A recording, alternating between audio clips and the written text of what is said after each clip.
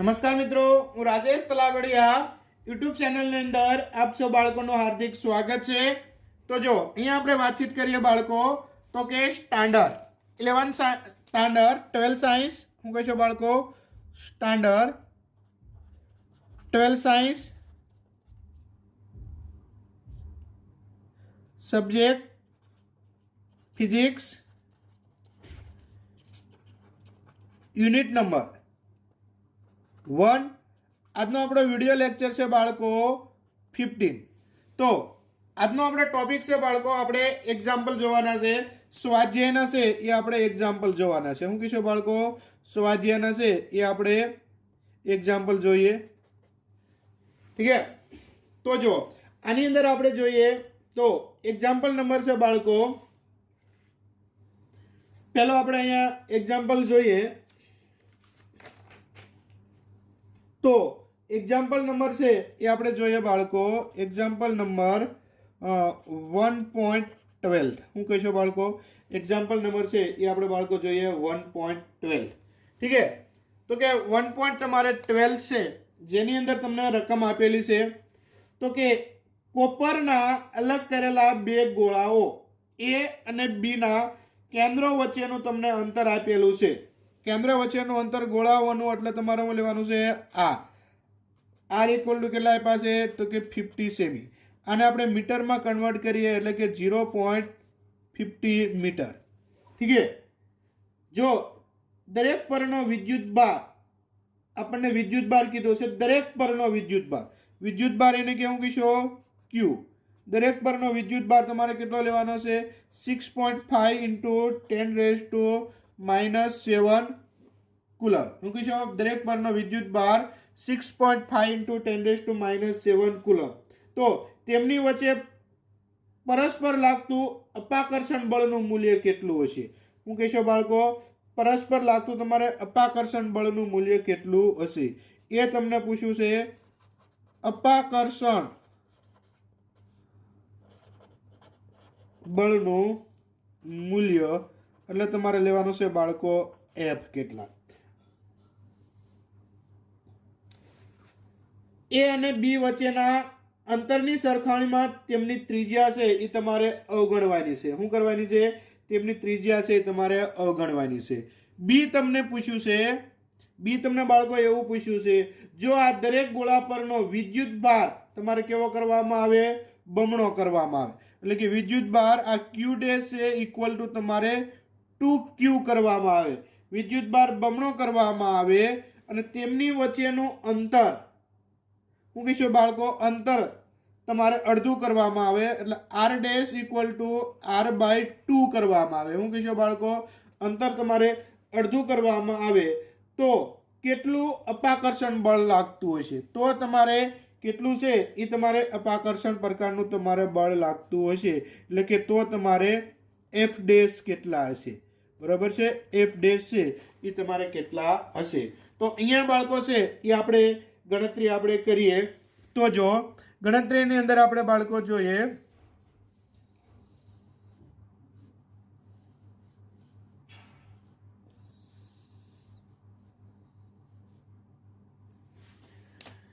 તો કે પહેલી વસ્તુ અહીં અપાકર્ષણ બળ વિદ્યુત ભાર સમાન છે એટલે આપણે શું કહીશું અપાકર્ષણ બળ એના માટેનું સૂત્ર F બરાબર K। અહીંયા ક્યુ એટલે શું થઈ જાય છે? ક્યુ નો થઈ જાય છે સ્ક્વેર અપન તમારો થઈ જાય છે આર સ્ક્વેર। આની અંદર આપણે મૂલ્ય મૂકીએ એટલે શું થઈ જાય છે કે એનું મૂલ્ય 9 × 10⁹ વિદ્યુત ભાર છે એનું મૂલ્ય આપણને આપેલું છે 6.5। તો હું કહીશું 6.5 × 10⁻⁻7 અને આનો આપણે શું કરશું બાળકો વર્ગ અપન કેટલા લીશું બાળકો આપણે તો કે 0.5 આનો શું કરશો વર્ગ। આનું આપણે કેલ્ક્યુલેશન કરી અને સાદું રૂપ આપીએ તો મળે આપણને 15.21 × 10⁻⁻ શું કરશો 13। તો અહીંયા આપણે શું કરશું 1.521 × 10⁻⁻ શું કરશો 2 ન્યૂટન। આપણને એટલું છે એ આપણને અપાકર્ષણ પ્રકારનું છે એ આપણને બળ મળે છે। શું મળે છે? આટલું છે એ આપણને અપાકર્ષણ પ્રકારનું છે એ આપણને શું મળે છે બાળકો? બળ મળે છે। ठीक है, आ गणतरी जे આપણે હતી બાળકો આપણે કોઈની હતી એની। હવે આપણે બી ની ગણતરી કરીએ। શું કરશું? બી ની। તો જો બી ની આપણે ગણતરી કરીએ તો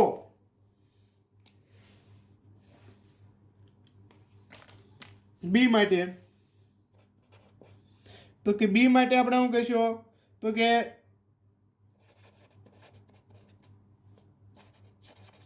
અપાકર્ષણ બળ એને કેવું કહીશું બાળકો? એફ। તો એફ માટેનું સૂત્ર હું એફ બરાબર કે ક્યુ ડેશ એનો સ્ક્વેર અપન શું કરશો? આર ડેશ આનો સ્ક્વેર। પરંતુ ક્યુ ડેશ અને આપણે આર ડેશ એનો આપણે કિંમત મૂકીએ તો કે એમ નામ ક્યુ ડેશ એટલે આપણને વિદ્યુત ભાર બમણો કીધો છે એટલે 2q નો વર્ગ। અહીંયા આર ડેશ એટલે એનું અડધું આપણને કીધું છે એટલે મૂકીશું બાળકો આર બાય 2 નો હું આપણે કરશું સ્ક્વેર। ઠીક છે। હવે આના પછી આપણે બંને બાજુ અહીંયા તમારે વર્ગ છે તો આર બાય 2 અને 2q। તો અહીંયા આનું આપણે કેલ્ક્યુલેશન કરીએ તો આ 2 છે એનો વર્ગ કેટલો થઈ જાય? 4 ઉપર જતો રહે તમારે અને આનો વર્ગ એટલે 4 એટલે અહીંયા તમારે એનું થઈ જાય કે અને અહીંયા તમારે કેટલા થઈ જાય? q નો વર્ગ અપન તમારું થઈ જાય બાળકો આર વર્ગ। પરંતુ અહીંયા કેટલું થશે?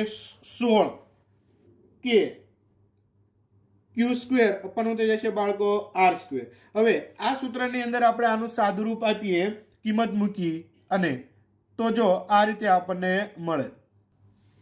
તો જો લાસ્ટમાં આપણને સૂત્ર આવું મળે છે બાળકો એફ ડેશ ઇક્વલ ટુ 16 કે ક્યુ સ્ક્વેર અપન શું કહીશું બાળકો? R square. તો આની અંદર આપણે કિંમત મૂકીએ તો આપણને શું થઈ જાય બાળકો? 16 એમ નામ કે એટલે કેટલા કહીશું? 9 × 10⁻²। અથવા તો જો એમ ના કરવું હોય તો આના બરોબર તો આપણને મૂલ્ય મળેલું છે। શું મળેલું છે બાળકો? એફ। હું આના બરોબર મૂલ્ય શું છે? એફ। તો આનું આપણે ડાયરેક્ટ કિંમત મૂકી શકાય 16। એફ આપણે સમીકરણ 1 અંદરની આપણે મેળવેલો હતો, કેટલો હતો? તો કે 1.521 × 10⁻² કેટલા કરશો? -2। તો આનું તમે કેલ્ક્યુલેશન કરો તો 24.336 10⁻² ન્યૂટન। તો અહીંયા તમારે કેટલા મળે બાળકો? તો કે 0.24 ન્યૂટન છે એ તમને બાળકો એફ ડેશ છે એનું તમને છે એવું છે મૂલ્ય તમને મળે। તો કે એફ ડેશ એના બરોબર 0.24 તમારે શું કહેવાના છે? ન્યૂટન। ઠીક છે। ત્યારબાદ આપણે એક બીજો એક્ઝામ્પલ લઈએ બાળકો। ઠીક છે।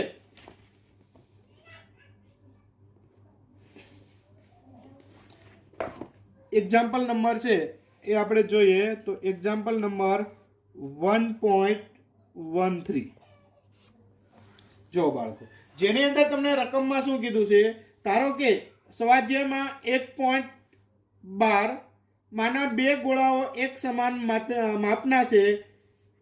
ત્રીજો તેમના જેવો જ પણ વિદ્યુતભાર રહિત ગોળો પ્રથમ ગોળા સાથે સંપર્કમાં લાવી ત્યારબાદ બીજા ગોળા સાથે સંપર્કમાં લાવી તે બંનેથી દૂર કરવામાં આવે તો હવે એ અને બી વચ્ચે નવું અપાકર્ષણ બળ તમારે કેટલું હશે?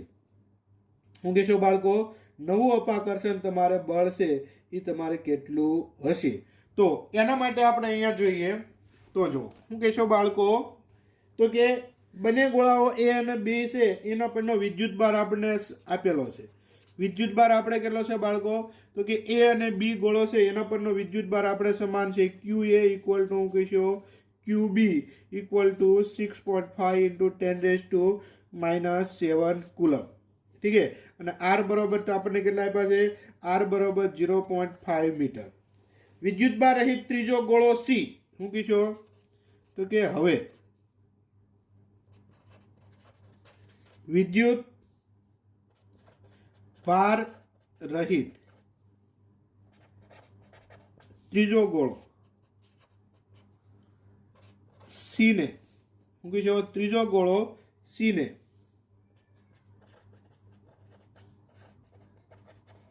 એ સાથે સંપર્ક કરાવી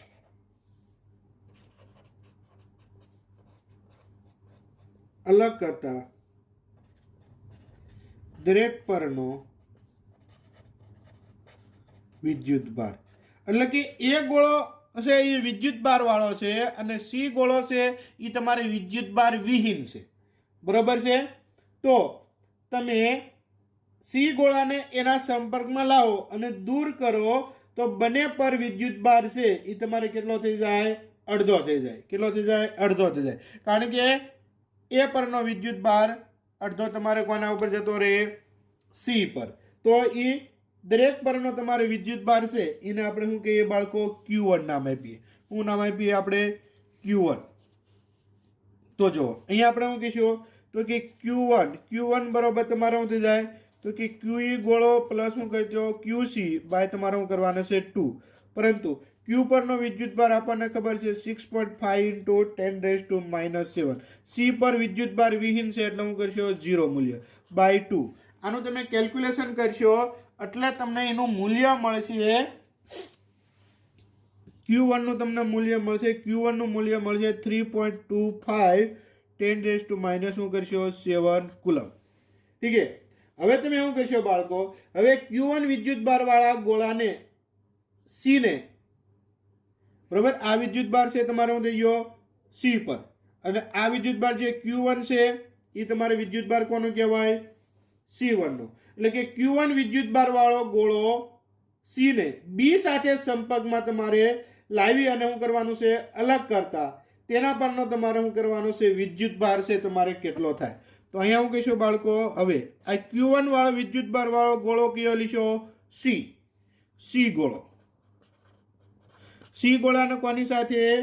બી સાથે સંપર્કમાં લાવવાનો છે। કોની સાથે? બી સાથે સંપર્કમાં લેવાનો છે।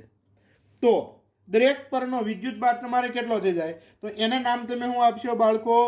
Q2। શું કહીશો તો કે Q2 ઇક્વલ ટુ તમારે કેટલો થઈ જશે બાળકો?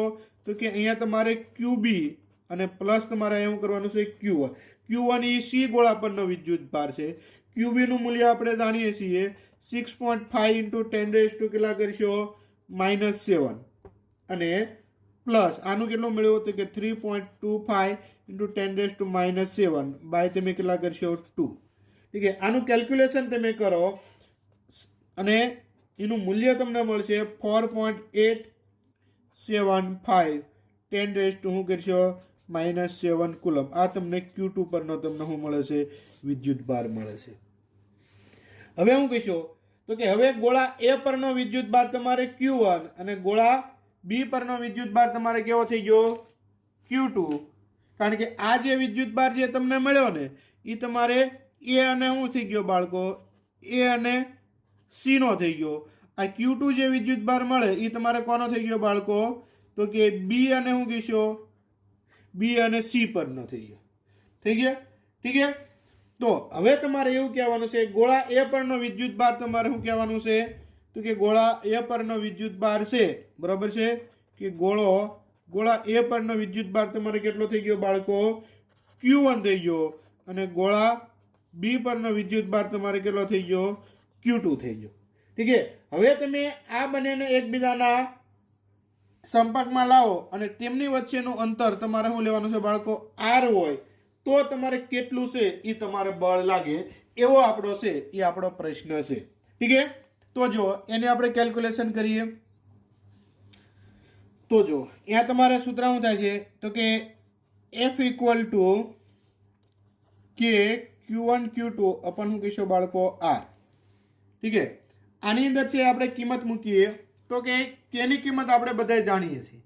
શું? તો કે કેની કિંમત આપણે કેટલી છે? તો કે કેની કિંમત આપણને બધાને ખબર છે। તેથી F ઇક્વલ ટુ કે એટલે હું કહીશું તો કે 9 ઇન્ટુ 10⁻⁹ કહીશું 9 બરાબર। Q1 કેટલા લીધો તો કે 3.25 ઇન્ટુ 10⁻⁻ કરશો -27। અહીંયા આપણે કેટલા કરશું? Q2 4.875 ઇન્ટુ 10⁻⁻ શું કરશો? 7। ઠીક છે। અને R ની છે એ આપણે અહીંયા કિંમત મૂકીએ એટલે શું થાય? 0.5 આનો શું કરશો બાળકો? સ્ક્વેર। ઠીક છે।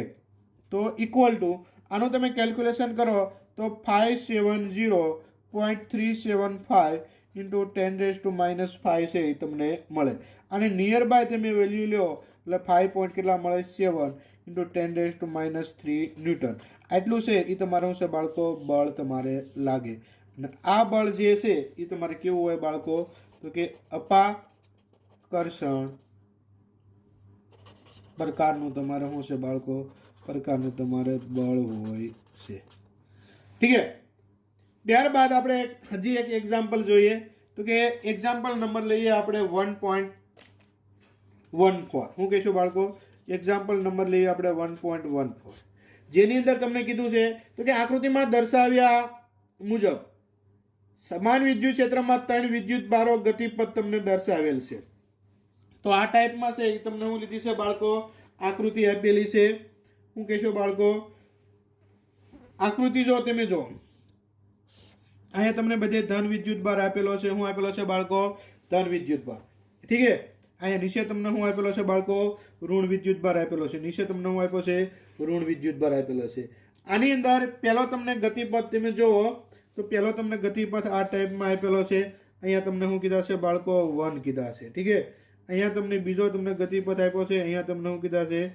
2 કીધા છે ત્રીજો ગતિપથ અહીંયા તમને આપેલો છે અહીંયા તમને શું કીધા છે 3 કીધા છે ઠીક છે આ તમારે 3 તમને શું આપ્યા છે ગતિપથ તો 3 વિદ્યુત ભારના ચિહ્નો તમને આપેલા છે તો કયા કણ માટે વિદ્યુત ભાર અને દળનો ગુણોત્તર મહત્તમ હશે હું કહીશો કયા માટે તમારે E/m નો ગુણોત્તર છે એ તમારે મહત્તમ હશે આપણો પ્રશ્ન છે બાળકો એવો થાય છે શું થાય છે E/m નો ગુણોત્તર મહત્તમ છે તો જો અહીંયા આપણે વાતચીત કરીએ તો કે ધન પ્લેટ એ તરફ વાંકા વળતા કણો જો જે ધન તરફ આ એ છે હું કહીશો ધન પ્લેટ તમારે હું લેવાની છે તો કે ધન પ્લેટ તમે હું કહીશો તરફ વાંકા વળતા કણો તમારે હું કહીશું 1 અને હું છે બાળકો તો કે 1 અને તમારે હું છે બાળકો 2 છે હું કહીશો 1 અને તમારે હું લેવાના છે 2 પરનો તમારે વિદ્યુત ભાર શું થાય છે પરનો વિદ્યુત ભાર તમારે ઋણ અને ઋણ પ્લેટ તરફ વાંકા વળતા 3 પરનો વિદ્યુત ભાર તમારે કેવો છે બાળકો ધન તો આ બાજુ તમારે જે છે એ વિદ્યુત ભાર તમારે કેવો છે ઋણ અને ઋણ પ્લેટ તરફ વાંકા વળતા કણનો 3 નો વિદ્યુત ભાર તમારે કેવો થાય છે ધન એટલે કે આ બાજુ જે અહીંયા ધન વિદ્યુત ભાર છે આ બે પરનો વિદ્યુત ભાર તમારે કેવો હોય ઋણ હોય એટલે આ તમારે ઋણ વિદ્યુત ભાર છે અને આ તમારે કેવો છે ધન વિદ્યુત ભાર છે એટલે ઋણ વિદ્યુત ભાર તરફ તમારે શું થાય બાળકો આકર્ષણ થાય તો આ બાજુ તમારે પ્લેટ પરનો વિદ્યુત ભાર તમારે કેવો હોય ઋણ હોય હવે જો આ તમારે ઋણ વિદ્યુત ભાર છે અને આ બાજુ તમારે આ પ્લેટનો વાંકો વળે છે તો ઈ પ્લેટ 3 પરનો પ્લેટનો વિદ્યુત ભાર તમારે કેવો હોય ધન હોય તો જ તમારે આ બાજુ તમારે શું છે બાળકો ખેંચાય શું છે ધન હોય તો જ તમારે શું થાય છે આ બાજુ તમારે ખેંચાય તો અહીંયા તમે એમ કહીશો તો કે હવે આપણે એવું કહી શકાય તો કે y સલેસ હું કહીશો E/m એટલે કે સ્થાનાંતર E/m હોવાથી કણ 3 માટે સ્થાનાંતર y વધારે હોવાથી કણ 3 માટે હું કહીશો કણ 3 માટે E/y નું મૂલ્ય કેવું છે બાળકો વધારે છે મૂલ્ય કેવું છે વધારે એટલે કે એનું મૂલ્ય કેવું છે વધારે જે તમે હું કહીશો મહત્તમ કેવું છે એનું મૂલ્ય તમારે શું લેવાનું છે મહત્તમ એટલે કે y સલે છે E/m એટલે સ્થાનાંતર E/m હોવાથી તથા કણ 3 માટે સ્થાનાંતર y કેવું છે વધારે હોવાથી કણ 3 માટે E/y નું મૂલ્ય તમારે કેવું છે વધારે હશે શું કહેશો E/y નું મૂલ્ય તમારે કેવું હશે વધારે હશે ઠીક છે બાળકો તો ખાસ ધ્યાન તમે રાખજો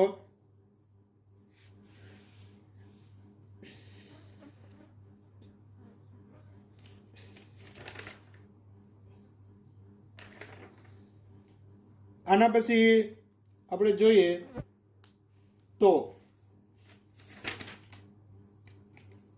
એક્ઝામ્પલ નંબર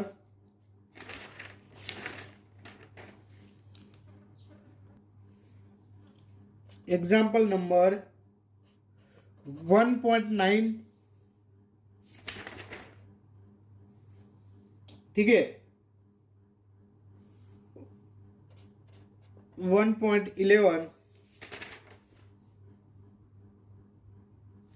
આ બે એક્ઝામ્પલ છે તમે હોમવર્કમાં રાખજો અને હવે પછી બાળકો કોઈ એક્ઝામ્પલ જો રહી ગયો હોય તો એ તમે હોમવર્કમાં કરી નાખજો, અને કોઈ ના આવડતો હોય તો એ મને તમે જાણ કરજો, તો હું તમને એનું કેલ્ક્યુલેશન ગણાવીશ. ઠીક છે. અને હવે પછીના બાળકો લેક્ચરમાં છે એ આપણે યુનિટ નંબર 2 છે એ આપણે સ્ટાર્ટ કરીશું. એને કે વિદ્યુત સ્થિતિમાન અને કેપેસિટન્સ છે એ હવે પછીના લેક્ચરમાં છે એ આપણે બાળકો છે એ આપણે જોઈશું. ઠીક છે. તો આ લેક્ચરમાં આપણે છે એ અહીંયા સુધી રાખશું. ઠીક છે. અમુક એક્ઝામ્પલ છે એ એનસીઆરટીના અભ્યાસક્રમમાં નિકાલી દીધેલા છે, ને કોઈ એક્ઝામ્પલ બાકી હોય ઠીક છે તો એ તમે હોમવર્કમાં લઈ લીજો, અને એ ના આવડે તો મને કહેજો. ઠીક છે. તો આ લેક્ચરમાં આપણે છે બાળકો અહીંયા સુધી છે એ આપણે રાખીએ.